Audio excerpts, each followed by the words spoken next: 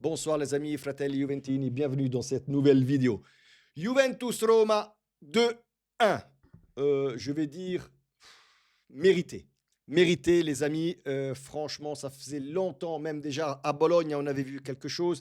Et aujourd'hui face à la Roma, on a vu aussi un gros match, un grand match de la part de la Juve. On part avec le 11 titulaire standard, je vais dire, hein, 3-4-2-1, les amis. Je l'avais dit hier en conférence de presse, ce n'est pas parce qu'il a dit que Bremer jouerait, qu'on jouerait à 4 derrière. Non, on peut aussi jouer à 3 derrière. Je l'avais dit aussi, avec Bremer, Kalulu à droite et Kelly à gauche. Et c'était exactement ça. Donc 3-4-2-1, comme toujours, les amis. Cambiaso, Thuram, Locatelli, McKennie au milieu et les trois devant avec Anilditz et Conceição à droite, trequartista. Et devant, c'est Openda qui a eu la faveur de Spalletti à la place de David, tout simplement. Première mi-temps, les amis, gros pressing de la part de la Roma. Ils étaient toujours premiers sur les ballons. Ils pressaient nos porteurs de ballon avec 2, 3 joueurs parfois. Non, c'était très compliqué en première mi-temps.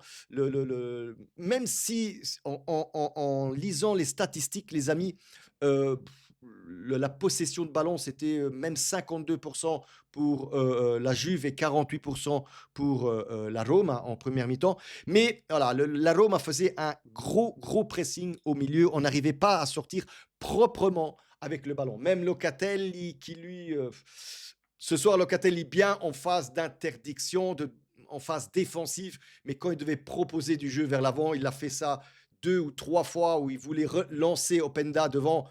Il a toujours lancé le ballon à 20 mètres plus loin. Enfin, voilà. Encore une fois, Locatelli, oui, bien en défense. Même des fois, je l'ai vu devant. Enfin, Bremer était devant Locatelli, tellement que Locatelli était en défense. Mais voilà, en playmaker, regista, proposition de jeu, ça va toujours pas de ce côté-là. Mais voilà, revenons quand même dans cette première mi-temps où je disais que la Roma, oui, avait le contrôle du ballon, même s'il n'avait pas la possession du ballon, mais n'a jamais été dangereuse. Franchement, en première mi-temps, même si la Roma pressait fort, j'avais pas l'impression qu'il pouvait marquer. Voilà, avec Dybala, falso nueve devant, voilà, il n'y a que ça qui me faisait peur, une giocata, une genialata de la part de Dybala. Il y a que ça qui me faisait peur. Mais sinon, pour le reste, j'étais persuadé qu'il n'aurait pas arrivé, enfin, qu'il n'aurait jamais marqué. En plus, Bremer, magistral derrière, un mur, un vrai mur. Euh, puis, on a eu aussi quelques occasions. Je parle vraiment, on a eu 3 belles occasions de la Juve et dans la troisième occasion, hein, parce que comme c'est ça, on a raté une 2 minutes avant. Lors de la troisième occasion de Conceição, très bien ce soir, pour moi c'était le meilleur ce soir. Conceição arrive à marquer le 1-0 qui, pour moi, encore une fois, je le dis, est mérité de la part de la Juventus. C'est clair que la Roma faisait du pressing, mais nous, on était très dangereux quand on partait en contre-pied vers Svilar. Svilar aussi aujourd'hui, ce soir, que dire de Svilar? Il a encore fait 3, 4 arrêts, selon moi, qui maintiennent enfin, encore, qui maintiennent la Rome, hein.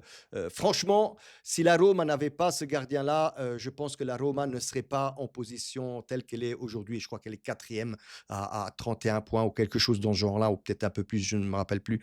Mais soit, je pense que la Roma ne serait pas à ce niveau-là s'il n'avait pas un très grand gardien comme Svilar.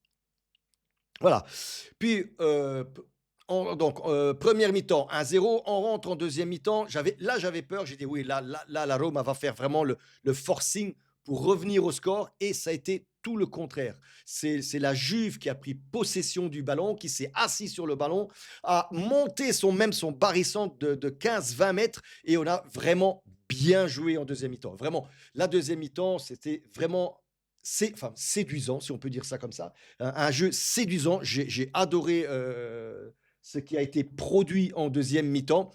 Puis vient la petite blessure à la 60e minute, si je ne me trompe pas, de Conceição sur la cuisse gauche. Là, je pense qu'il s'est fait un mal. Et Spalletti a décidé aussi de remplacer Bremer par Rugani et Conceição par Zegrova. Excellent choix, selon moi. Bon, Bremer, je pense il n'avait pas les 90 minutes dans les pattes. Donc, autant le préserver. Donc, pour moi, Spalletti l'a bien fait. Et côté Conceição, c'est normal, c'est son remplaçant naturel, on va dire ça comme ça, Conceição par Zegrova. Et c'est par Zegrova qu'arrive ce cross, ce centre vers McKennie qui, encore une fois, de tête, essaie de la mettre dedans. Et Svilar fait encore un super arrêt. Mais malheureusement, enfin, heureusement pour nous, le ballon reste là. McKennie, encore une fois, un gros match de McKennie ce soir, donne le petit sucre, donc la sucette à Openda, qui n'a plus qu'à pousser le ballon dans les cages de Svilar. Donc, pour moi, c'est 50-50, non, 30-30-30, parce que c'est un excellent cross de la part de Zegrova ce soir. Il en a fait 2 ou 3 qui étaient... Et pour moi, je vais vous dire, je vais le dire maintenant, Zegrova, c'était le moins bon, et je vais vous le dire pourquoi ce soir, au-delà du cross, s'il n'avait pas fait l'erreur dont je vais parler. Donc, on va sur le 2-0, les amis, n'allons pas trop vite. On va sur le 2-0. Pour moi, Openda, ce soir, a très, très bien joué. Pour moi, il a fait des excellents mouvements, des ouvertures à droite. Franchement, Openda m'a plu ce soir. Hein. Mais comme toute l'équipe, Kelly, Bremer, Kalulu un peu moins, enfin défensivement oui, mais quand il allait devant, il ratait un peu ses passes, soit.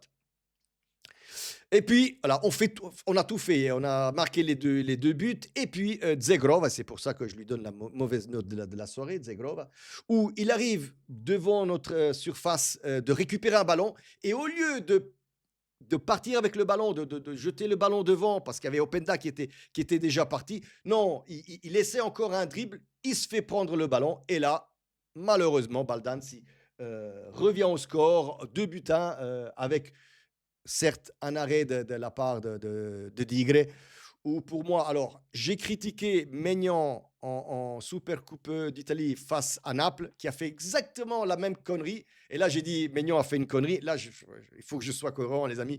Di Gregorio fait une connerie. Même si, je le redis, la première erreur vient de la part de Zegrova, ne vient pas de Di Gregorio. Voilà. Et donc, la Rome revient à 2-1 avec le but de Baldanzi, si je ne me trompe pas. Jusqu'à la fin, les amis, oui, il y a encore quelques remplacements. David pour Openda, Ildiz pour Miretti, si je ne me trompe pas, Kostic pour Cambiaso. Donc voilà, mais le score reste tel quel. Juste la dernière minute, les amis, ou la 93e minute, où Rugani fait un liscio, mamma mia, devant la défense. Et heureusement, là, le sang s'est glacé, les amis. J'avais le sang qui était glacé quand j'ai vu ça. Où heureusement, Ferguson tire, mais tire vraiment central sur Di Gregorio. Di Gregorio n'a plus qu'à arrêter le ballon. Mais là, le sang s'était glacé. Parce que je dis, oh là là, oh là là là. Si on aurait pris ce but-là, c'était... Ah non, ça aurait été trop pour mon petit cœur. Soit.